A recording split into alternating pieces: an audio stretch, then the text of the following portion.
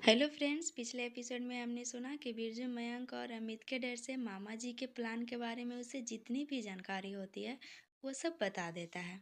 और एक बार फिर से पैसे की लालच में वो अमित और मयंक की तरफ से मामा जी को धोखा देने के लिए तैयार हो जाता है। अमित अपने कमरे में सोनम का इंतजार कर रहा होता है, लेकिन सोनम को किचन से छुट्टी ही नहीं मिलती। इस पर अमित का गुस्सा हाई होता चला जाता है। अब आगे। रात के 1 बजे सोनम आहिस्ता आहिस्ता कदमों के साथ अपने कमरे की तरफ बढ़ती हुई मन ही मन सोचती जा रही थी। कान्हा जी, पता नहीं साहिब जगे होंगे या सो गए होंगे। भगवान करे सो गए होंगे। अपने मन में चल रहे उधेड़ बुन सवालों के साथ सोनम जब कमरे के दरवाजे पर पहुंची तो दरवाजा हल्का सा खोला था। यह देखकर सोनम की जान में जान आई और उसने चैन की गहरी सांस ली। उफ, चलो, लगता है साहिब सो गए हैं। अब मैं भी चुपचाप जाकर सो जाऊंगी। मन में सोचते हुए सोनम जैसे ही अधखुली दरवाजे से कमरे के अंदर झांकती है तो उसका सारा चैन और सुकून एक पल में गायब हो जाता है। और धड़कन, उसको तो आप सब लोग जानते ही हैं, सीने में जैसे भट्टी की तरह चलने लगी। धक धक धक धक धक धक। कान्हा जी, जे अब्बे तक जाग रहे हैं, जे अब्बे तक नहीं सोए, मेरा ही इंतजार कर रहे हैं। आज तो हम 12 के नहीं, पता नहीं किस किस भाव में बिकने वाले हैं। तभी उसकी सोच अचानक टूटी, क्योंकि अमित ने उसे कलाई से पकड़कर कमरे के अंदर खींच लिया था और दरवाजे की कुंडी लगा दी। सोनम किसी गुनहगार की तरह चुपचाप सर झुकाकर अमित के सामने खड़ी थी। अमित अपने दोनों हाथों को सीने से बांधे खड़ा था। उसकी पैनी नजरें सोनम के चेहरे पर ही थी। एक अजब सी खामोशी बरकरार थी कुछ पल के लिए, जिसे अमित ने तोड़ा। शांत और मगर टसन वाले लहजे में बोला, हाँ, तो आपको फुर्सत मिल गई? वो किचन में ज़्यादा काम था और मेहमान भी आज ज़्यादा बढ़ गए हैं ना, इसलिए थोड़ी सी देर हो गई। थोड़ी सी देर? मैं यहाँ 9 बजे से ही आपका इंतज़ार कर रहा हूँ। ओह हाँ, मैं तो भूल ही गया था। आप इस घर की बहू हैं और शादी की सारी जिम्मेदारियां केवल आप ही के कंधों पर तो है।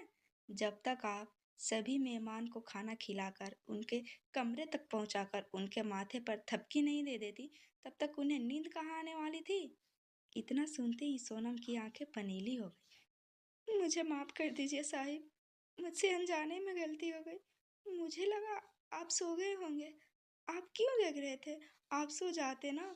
सोनम रुआंसे स्वर में सोनम ने रुआंसे स्वर में कहा। ओ सटअप सोनम, कहकर अमित अपने दोनों हाथों को कमर पर रखकर सोनम की तरफ पीठ करके खड़ा हो गया। वो सोनम का रोता हुआ चेहरा नहीं देख पा रहा था। अजीब सी फीलिंग थी। उसे सोनम पर गुस्सा भी आ रहा था और वह उसे दर्द में भी नहीं देख सकता था। लेकिन कहते हैं ना, इंसान पर जब गुस्सा हावी हो जाता है उसे कुछ भी समझ कहाँ आता है। और फिर यही हाल थी हमारे अमित की। इस वक्त उसे भी कुछ समझ नहीं आ रहा था और बाद में पछतावा के अलावा कुछ भी हाथ नहीं आता। ये बढ़िया है आपका। अब मैं शिकायत भी नहीं कर सकता ना आपको। यहाँ मैं 3 घंटे से कमरे में चक्कर पे चक्कर काट रहा हूँ और आप वहाँ मेहमान नवाजी में लगी हैं। आपको कोई फर्क नहीं पड़ता ना? आपका पति पूरा पूरा दिन घर से बाहर पागलों की तरह इधर उधर मारा फिर रहा है। न खाने की चैन, न पीने की सूध, न सोने की, न जगने की। कैसे कैसे लोगों से डील करना पड़ रहा है मुझे, कैसे कैसे लोगों से मिलना पड़ रहा है मुझे, ताकि आप और आपकी फैमिली पूरी तरह से सुरक्षित रहे, आपके ऊपर कोई आंच ना आए। और आप यहाँ अपने ही शादी के दोबारा सपने देख रही हैं। अगर आपको मेरे फैसले से इतना ही एतराज था तो उसी वक्त आप मना कर देती ना, जब मैंने सबके सामने शादी करने के लिए कहा था। मैं नहीं करता आपसे शादी। अरे जबरदस्ती मैं आपको उठाकर मंडप में नहीं ले गया था। अमित अपने मन की कड़वाहट को सोनम के ऊपर निकाले जा रहा था। आप क्या चाहती हैं कि मैं अपनी शादी में मशगूल हो जाऊं और उन लोगों को मौका मिल जाए आपके माँ पापा मयंक भाई के ऊपर एक जोरदार वार करने का? मेरी फैमिली के ऊपर, आपकी फैमिली के ऊपर पूरी तरह से कितनी बड़ी मुसीबत मंडरा रही आपको अंदाजा भी नहीं है सोनम। अमित का पीठ अब भी सोनम की तरफ था। सोनम एकदम से अमित को पीछे से हक कर लेती है और उसकी सिसकियां बढ़ने लगती है। उसकी आंखों से निकले आंसू अमित के शर्ट को भिगो रहे थे, जिसे अमित अपने पीठ पर उसके ठंडक की वजह से बखूबी महसूस कर रहा था। लेकिन इस वक्त सोनम के आंसू भी उसे पिघला नहीं पा रहे थे। सोनम का यूं गले लगना उसे बहुत ही चुभ रहा था। उसका मन दोपहर की बातों को सोच सोच कर कड़वाहट से भर गया था। उसने सोनम के हाथ को अपने सीने पर से झटक दिया। सोनम वहीं बेड पर धम से बैठ गई। हम तो कभी भी सपने में भी नहीं सोचते साहिब, जब भी आप हमारे आंखों के सामने होते हैं हम अपने आप को पूरा महसूस करते हैं। ये सच है कि जब हमने माँ की बात सुनी कि हमारी दोबारा शादी करा दी जाए सभी रस्म रिवाजों के साथ, तो हम खुश हो गए थे। पर जल्दी हमने अपने आप को संभाल लिया था। और आप हमारी तुलना उस बेरहम दुनिया वालों से कर रहे हैं जिसने कभी भी मुझे किसी खानदान का नहीं माना। आपने हमें खानदान का नाम दिया, एक परिवार दिया, और आप मेरे ऊपर इल्जाम लगा रहे हैं कि हमें अपनी शादी अधूरी लगती है, हमारे मन में कोई ख्वाहिश है। इतना कहकर सोनम फुट फुट कर रोने लगी। अमित को महसूस हो रहा था कि वो अपने गुस्से को काबू नहीं कर पा रहा है। अगर वो कुछ देर तक यूं ही यहाँ रहा तो कहीं वो सोनम को हट ना कर दे। यही सोचकर वो बिना सोनम की तरफ देखे ही बालकनी में चला गया। रोते रोते सोनम एक और लुढ़क गई और वहीं सो गई। इधर पुलकित को मच्छरों के बीच देखकर अब पीहू का मन पसीजने लगा था। पुलकित, तुम जाओ ना, बहुत ही मच्छर काट रहे हैं। कल से हमारी शादी की रस्में शुरू हो रही है ना, और हम साथ ही तो रहेंगे। मिसेज सचान, इसलिए तो कह रहा हूँ, कल के बाद छुप छुप कर मिलने का मजा कहाँ आएगा। अब तो खुलम खुला मिलने की छूट मिल जाएगी। आ जाओ यार, मैं कब से यहाँ इंतजार कर रहा हूँ तुम्हारा। तुम सोचो ना, अगर मुझे फोन पर बात ही करना होता तो मैं यहाँ क्यों आता। मैं नहीं आ रही। मुझे अपनी स्किन पर मच्छरों के काटने का निशान नहीं चाहिए। लहंगे चोली में सब दिखाई देगा। मुझे मेरी स्किन बहुत प्यारी है और मुझे अपने विवाह में सबसे खूबसूरत दुल्हन बनना है।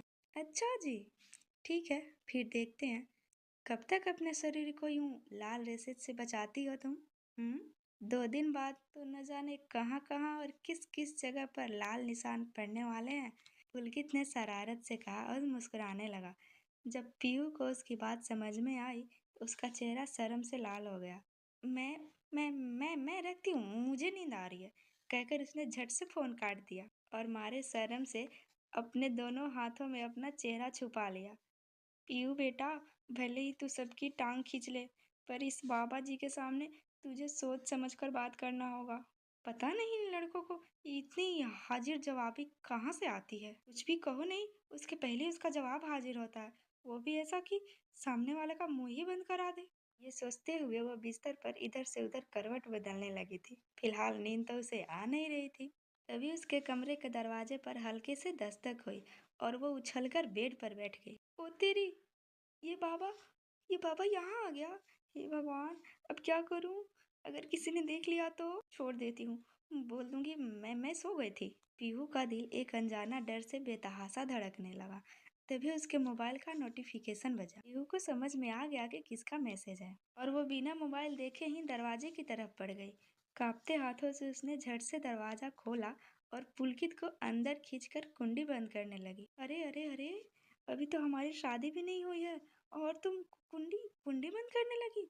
पुलकित ने अपने हाथ के इशारे से पीहू को रोकते हुए बोला, मुझे अपनी इज्जत प्यारी है। इतना कहकर उसने अपने दोनों हाथों को अपने सीने पर क्रॉस वाइज बांध लिया। पुलकित, मैंने तुझे जान से मार दूंगी, कहते हुए पीहू ने पास में पड़ा फ्लावर पॉट उठा लिया। अरे अरे, क्यों सुहागन होने से पहले विधवा बनने पर तुली हुई हो। पुलकित का पीहू को छेड़ना जारी था। कहते हुए वो धीरे धीरे पीहू के पास आया और उसे कमर से पकड़कर अपने करीब सटा लिया। फिर एक हाथ से फ्लावर पॉट लेकर वहीं नीचे जमीन पर रख दिया। मिसेज सचान, मरे हुए को और कितनी बार मारोगी। इतना कहकर उसने पीहू को छोड़ दिया और धम से बेड पर कूद गया। आह! पीहू चीख पड़ी जैसे पुलकित बेड पर नहीं उसी के ऊपर कूदा हो। तुम तुम कितने गंदे हो पुलकित, चप्पल पहनकर बेड पर चढ़ गए। अब जैसा भी हूँ तुम्हारा हूँ और तुम्हें मुझे ऐसे ही झेलना पड़ेगा। पुलकित ने लापरवाही से तकिए को अपनी बाहों में भरते हुए कहा, जैसे वो तकिया नहीं पीहू हो। तुम्हें मजाक सूझ रहा है, कोई देख लेगा तो तुम जाओ यहाँ से। कहते हुए पीहू बेड के बिल्कुल पास आ गई और पुलकित का हाथ पकड़कर उसे उठाने की नाकाम कोशिश करने लगी। पुलकित ने झट से मौके का फायदा उठाया और पीहू को बेड पर खींच लिया। अब पुलकित नीचे और पीहू पूरी तरह से उसके ऊपर लेटी थी। पीहू की तो हालत खराब हो गई। दिल ने जैसे धड़कना छोड़ दिया हो और फेफड़े ने सांस लेना ही भूल गया हो। मिसेस सचान, सांसें लेना तो शुरू कीजिए। और उसके चेहरे पर लटकते बाल कानों के पीछे लगा दिया। पीहू जैसे होश में आई और पुलकित की बाहों से निकलने के लिए कसमसाने लगी।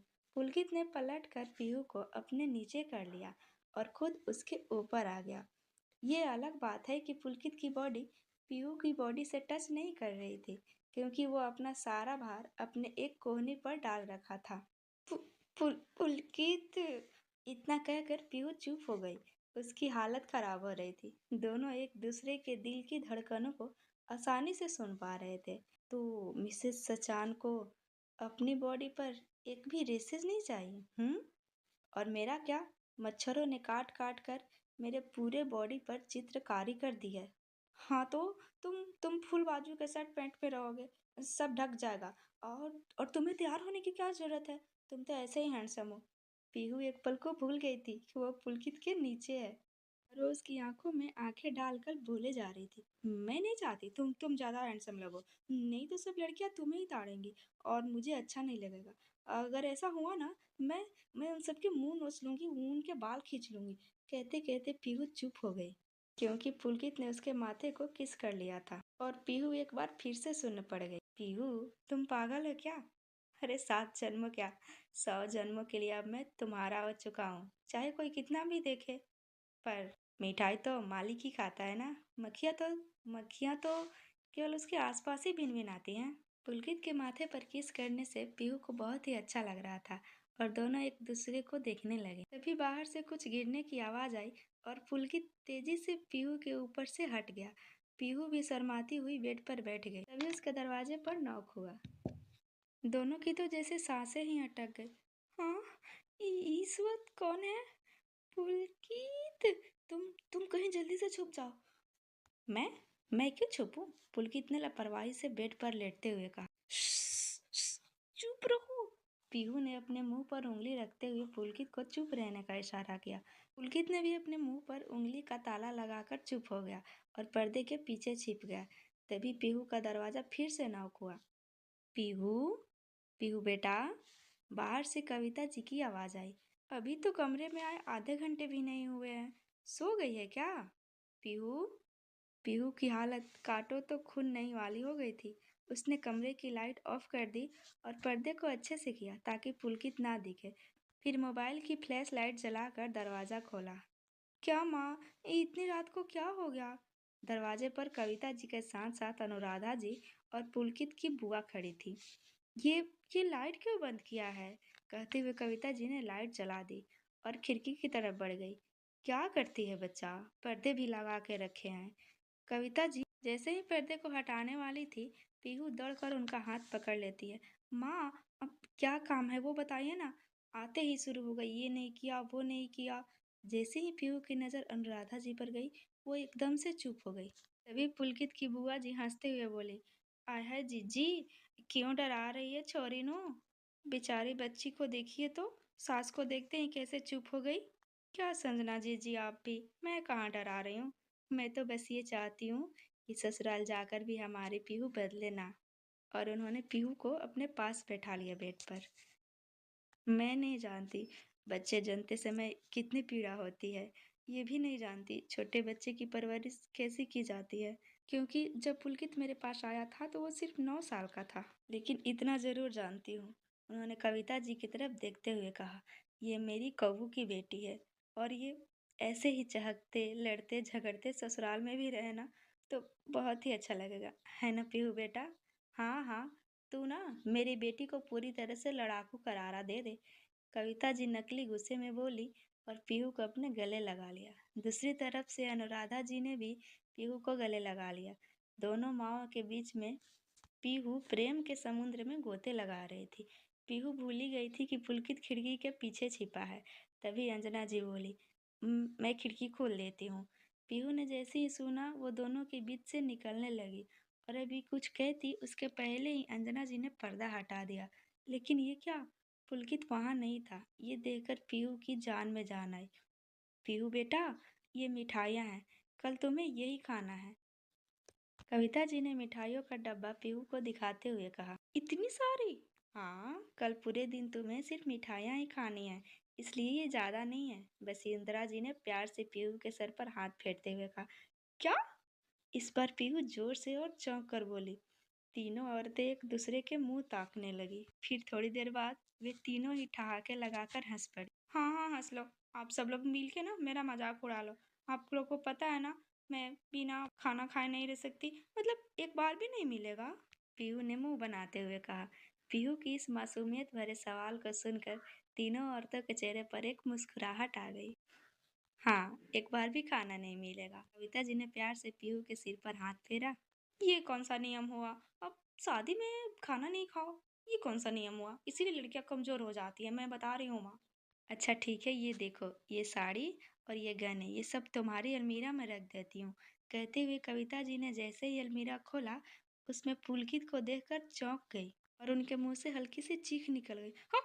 और उनके हाथ से सामान नीचे गिर गया। कविता जी को देखकर पुलकित ने कसकर अपनी आंखें बंद कर ली और अपने दोनों हाथों से अपने दोनों कान पकड़ लिए। क्या हुआ? जैसे आती हुई संजना जी बोली, जिन्होंने अपने हाथ में और बचे हुए कपड़े पकड़ रखे थे कविता जी को देने के लिए। कविता जी ने झट से दरवाजा बंद कर दिया। उन्हें वसुंधरा जी से कोई खास दिक्कत नहीं थी, लेकिन पुलकित की बुआ न जाने क्या क्या सुनाती बेचारे दोनों बच्चों को, इसलिए उन्होंने अपने आप को संभालते हुए कहा, आप क्यों ला रही हैं जीजी? मैं रख रही हूँ ना।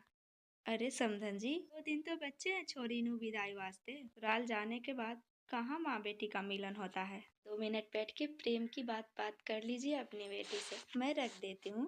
नहीं नहीं, आप मुझे सामान पकड़ाते जाइए, मैं रख दूंगी। जी ठीक है। कहते हुए अंजना जी सामान कविता जी को देने लगी और कविता जी अलमीरा में रखने लगी। पुलकित अपने दोनों हाथों से अपना कान पकड़े हुए था और कविता जी मंद मंद मुस्कुराते हुए सभी सामान को उसके असली जगह पे रख रही थी। कुछ देर बाद सब लोग वहां से चले गए तो पुलकित अलमीरा से बाहर आया। पुलकित को देखकर पीहू शौक थी। "आह! पुलकित, तुमने मरवा दिया आज। तुम अलमीरा में थे?" पीहू ने अपने हाथ को अपने सर पर मारा। पता नहीं माँ क्या क्या सोच रही होंगी, कहीं वो सबको बता न दे।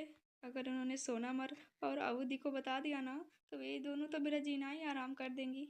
आह! बस कर यार, कितना बोलती है। अंकित अपने हाथ पैर को सीधा करते हुए अंगड़ाई लेते हुए बोला। पीहू को अपनी बाहों में भर लिया। छोड़ो मुझे, तुझे तुझे मस्ती सूझ रही है? पीहू कसमसाते हुए बोली। अगर अगर माँ की जगह बुआ जी ने दरवाजा खोला होता तो आधी रात को ही बवाल हो जाता। वो तो अच्छा हुआ माँ ने दरवाजा नहीं खोला था। अब तुम जाओ यहाँ से। पीहू ने पुलकित को लगभग धक्का देते हुए कहा। ऐसे कैसे? पुलकित एक बार फिर से बेड पर फैल गया। जिसके लिए आया था वो तो दे दो। यार कितनी बार मैं तुझसे मिला और अब तक एक किस भी नहीं दिया। ये सुनते ही पीहू का चेहरा टमाटर की तरह लाल हो गया और वो नजरें झुकाए चुपचाप खड़ी हो गई। बेड पर लेटे लेटे ही पुलकित ने अपनी बाहों को फैला दिया और अपने इस हाथों के इशारे से पीहू को अपने पास बुलाया। पीहू उसके पास आकर चुपचाप बेड पर बैठ गई। पुलकित ने अपनी एक उंगली से अपने गाल पर टैप किया और पीहू को किस करने के लिए कहा। नहीं, पीहू ने ना में सिर हिलाया। तुम जाओ यहाँ से। सोच लो, पूरी रात अगर यहीं रखने का इरादा है तो फिर मैं कुछ नहीं कर सकता, मैं तो आराम से सो जाऊंगा। अच्छा अच्छा ठीक है, अब पहले तुम अपनी आंखें बंद करो, मुझे शर्म आ रही है। अच्छा ठीक है। कहते हुए पुलकित ने अपनी आंखें बंद कर ली और पीहू ने हौले से उसके गाल को चूम लिया। पुलकित आंखें बंद किए ही पीहू के इस छुअन को, पहली छुअन को महसूस कर रहा था। रिटर्न गिफ्ट चाहिए? नहीं। कहते हुए पीहू उछलकर बेड से खड़ी हो गई और दूर जाकर खड़ी हो गई। ओके बाय, मैं चलता हूँ, गुड नाइट। कहते हुए पुलकित दरवाजे की तरफ बढ़ गया। तभी पीहू ने अचानक से उसे रोक लिया। रुको रुको रुको रुको, मैं पहले देख लूँ कोई है तो नहीं ना बाहर, फिर तुम जाना। उसके बाद जब पीहू पूरी तरह से कंफर्म हो गई कि बाहर कोई नहीं है, तो उसने पुलकित को कमरे से बाहर निकाला।